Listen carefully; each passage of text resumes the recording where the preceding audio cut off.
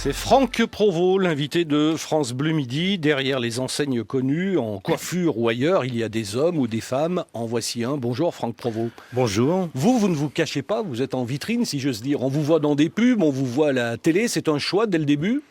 Bon, un choix de début, non, pas forcément. Ça se fait au fur et à mesure des choses. Et puis, j'estime que finalement, c'est bien quand pour les consommateurs qui puissent identifier le produit, quoi. On m'a demandé tout à quoi. l'heure, est-ce que c'est vraiment lui qu'on voit à la télé ? Mais oui, c'est vous. C'est moi, totalement. Je fais donc l'image, la voix. Enfin, c'est un nouveau métier, ça m'amuse, quoi. Je confirme, je vous ai reconnu quand vous êtes arrivé ce matin. On va parler de vous et de coiffure évidemment, de l'apprentissage aussi, juste après le bac de philo, parce qu'on manque de correcteurs pour les épreuves de la semaine prochaine. Le président de l'association, Franck Provost, je sais que vous n'avez pas passé le bac de philo, vous venez de l'apprentissage. Complètement. Et vous faites partie depuis peu du club de l'apprentissage qui a été lancé par Nadine Morano pour redorer le blason de l'apprentissage, alors avec d'autres, hein, Alain Baraton, le jardinier de Versailles, avec le patron de Le Nôtre, avec un directeur de Carrefour. J'ai l'impression qu'on relance l'apprentissage tous les ans, tous les 2 ans ou tous les 3 ans, sans grand succès. C'est votre avis ? Oui, je pense que, mais là, pour une fois, un ministre s'adresse donc aux entreprises et évidemment, on a tous répondu présent immédiatement. Il s'agit effectivement de revaloriser l'apprentissage et donc tous ces chefs d'entreprise, Guy Savoie, Michel Ross et bien d'autres, enfin on est une dizaine, tous ont une expérience et je trouve que c'est bien de pouvoir exposer notre expérience et puis donner envie, quoi, tout simplement, quoi. Alors, si vous faites partie de ce club, vous êtes obligé, j'imagine, de donner l'exemple. Vous avez combien d'apprentis chez vous ? Chez nous, écoutez, dans la profession, il y a 23 000 apprentis chaque année. Et il y a à peu près un tiers qui disparaissent la première année, quoi. Donc effectivement, il y a un problème donc d'alternance. Je pense que on doit revoir effectivement et puis on doit aider également ces entreprises à s'investir et à garder ces apprentis. Donc voilà, on travaille un peu sur tout ça. C'est un peu Mais dans les enseignes Franck Provost et les autres, il y a des apprentis. Bien entendu. Ah oui, je suis depuis toujours, je suis pour l'apprentissage, parce qu'évidemment, je pense que c'est l'avenir de chaque profession, de former. Et moi, je viens de l'apprentissage, donc j'estime que c'était que chez c'était dans la Sarthe. Exactement. J'ai commencé dans un petit salon dans la Sarthe, une ville de 4000 habitants. Donc, vous voyez, finalement, je connais bien cette filière et je crois que je peux en parler effectivement. Franck Provost est l'invité de France Bleu Midi, sur France Bleu. Franck Provost est l'invité de France Bleu Midi. Tiens, une question pour démarrer. Pourquoi beaucoup de coiffeurs, presque tous les coiffeurs, changent de prénom ? Eh bien, souvent, c'est moi, par exemple, je prends de mon cas, c'est pas mon prénom Franck, mais je suis rentré dans un salon quand j'avais 20 ans. Et mon prénom était similaire de celui de mon employeur. Donc on m'a proposé Franck et maintenant ça fait tout le monde m'appelle Franck, ma famille, tout le monde, personne ne connaît mon prénom. D'ailleurs, je vais même pas vous le dire maintenant, quoi. Bon, même j'en ai pas honte. Alors je le dévoilerai pas. J'ai un ami, quand il est devenu coiffeur, il a changé de prénom aussi et il s'appelle Franck. Et je suis en train de me dire que c'est peut-être grâce ou à cause de vous. Peut-être, ça dépend de son âge. Je crois que vous avez à peu près le même âge. Ah. Je vous donne le téléphone pour joindre Franck Provost, 0810 055 056, ou l'email, je le donne pas tous les jours, mais il existe, bleumidi@radiofrance.com. Ce matin, Maria, qui écoute France Bleu Basse-Normandie, nous dit « J'écoute France Bleu Midi tous les jours ». Bah écoutez, on en profite pour vous faire une petite bise, mais vous pouvez aussi nous faire vos commentaires, on est prêt à tout entendre, ou nous poser des questions ou à nous inviter. Voilà votre portrait. Franck Provost, il est signé Fred Ballard. Bonjour Fred. Bonjour Denis, bonjour tout le monde et bonjour Franck Provost. Bonjour. Je suis un petit peu émue de vous parler en vrai, Franck. Hein. Non, c'est vrai, c'est vrai.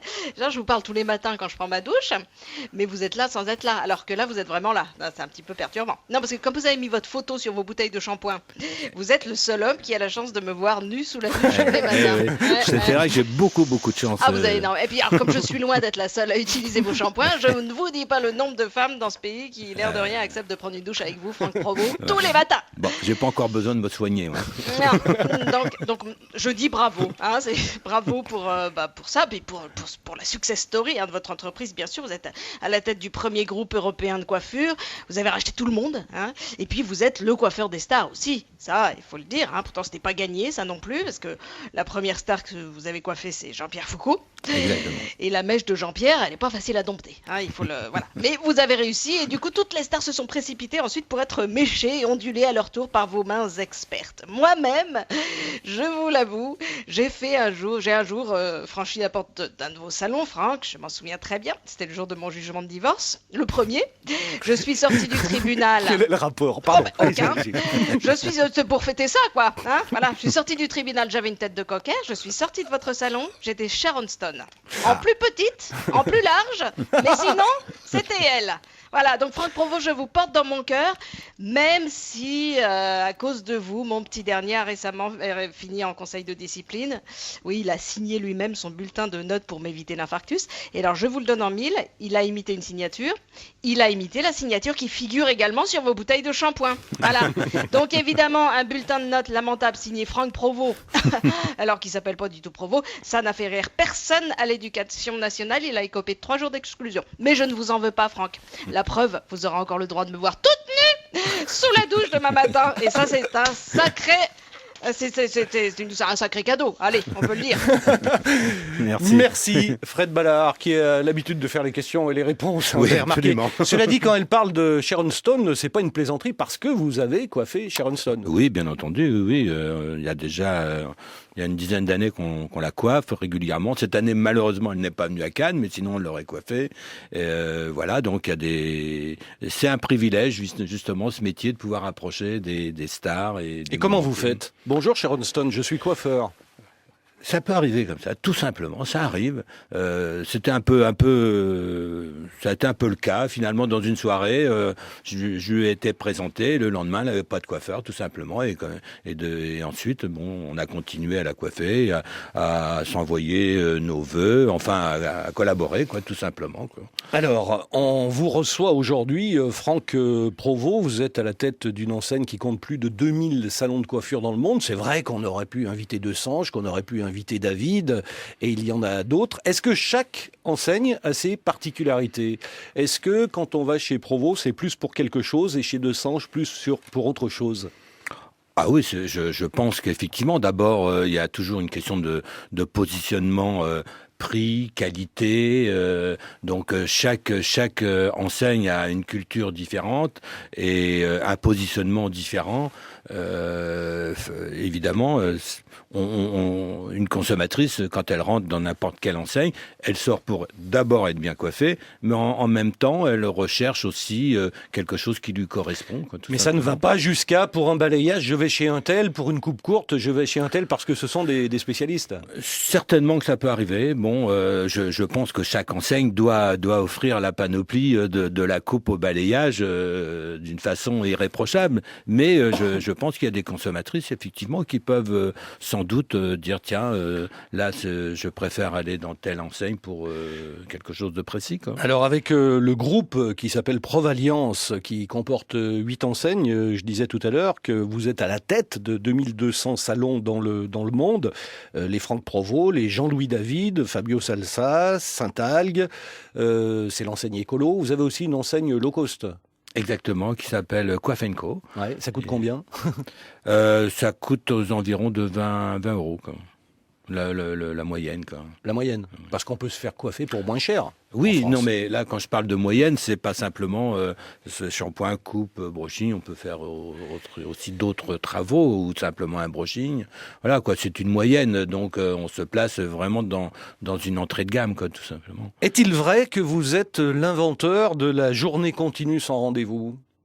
Alors, c'est vrai que quand j'ai ouvert mon premier salon, déjà il y a un petit moment, c'était en 1975, à Saint-Germain-en-Laye, j'ai démarré sans rendez-vous et c'était effectivement quelque chose de nouveau puisque Saint-Germain, même si c'est Paris aujourd'hui, c'était déjà un peu la province et c'était fermé le midi, on prenait des rendez-vous, enfin voilà, donc ça a été quelque chose on a été un peu précurseur effectivement dans ce domaine. Quel est le pourcentage de femmes et d'hommes que vous coiffez dans toutes vos enseignes? Environ, donc il y a 70% de femmes, 30% d'hommes en gros. Quoi. Moi, une femme m'a dit hier, de toute façon, ce sont les femmes qui coupent les cheveux de leur mari. Oui, c'est vrai que les salons traditionnels hommes ont tendance à disparaître et les hommes viennent souvent dans des salons mixtes où effectivement souvent ce sont des coiffeuses qui leur font leur shampoing, qui font le massage du cuir chevelu, qui leur coupent les cheveux. C'est pratique, c'est sans rendez-vous, voilà, ça se fait tout à fait naturellement. Et c'est vrai que quand j'ai commencé ce métier il y a un certain nombre d'années, c'était toujours un peu difficile la cohabitation ensemble. Et là, maintenant, il n'y a plus de tabou. Une cliente peut avoir une couleur sur la tête, l'homme aussi, et personne, il n'y a aucun problème. Sans rendez-vous, vous appelez le standard de France Bleu.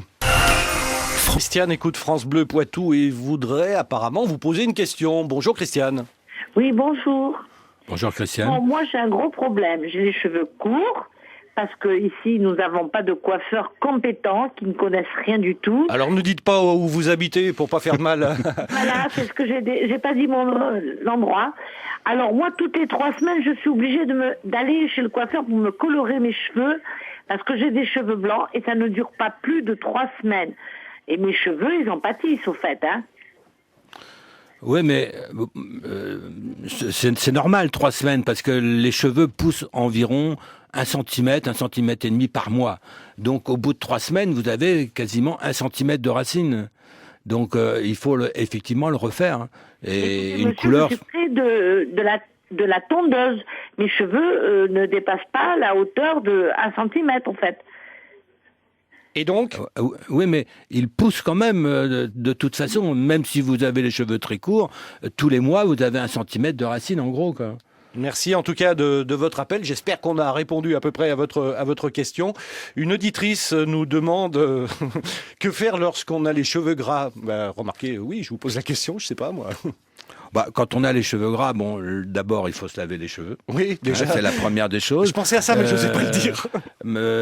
Il faut prendre un shampoing adapté pour les cheveux gras. Je pense que le mieux, c'est de se laver les cheveux le plus souvent possible. Et contrairement à ce qu'on peut entendre en disant « je me lave moins les cheveux parce que comme ça les fait moins tomber, moins graisser », tout c'est pas vrai. Je pense qu'on peut se laver les cheveux tous les jours. On fait un petit shampoing léger. Un shampoing, pas deux? Non, un seul, si c'est tous les jours, un seul. Voilà, et comme ça on n'a pas les cheveux gras et ça évite que le cheveu s'étouffe, et enfin le cuir chevelu s'étouffe et de perdre ses cheveux. Quoi. Voilà pour les conseils pratico-pratiques de cette première partie. Vous restez avec nous, Franck Provost, pour la suite de France Bleu Midi.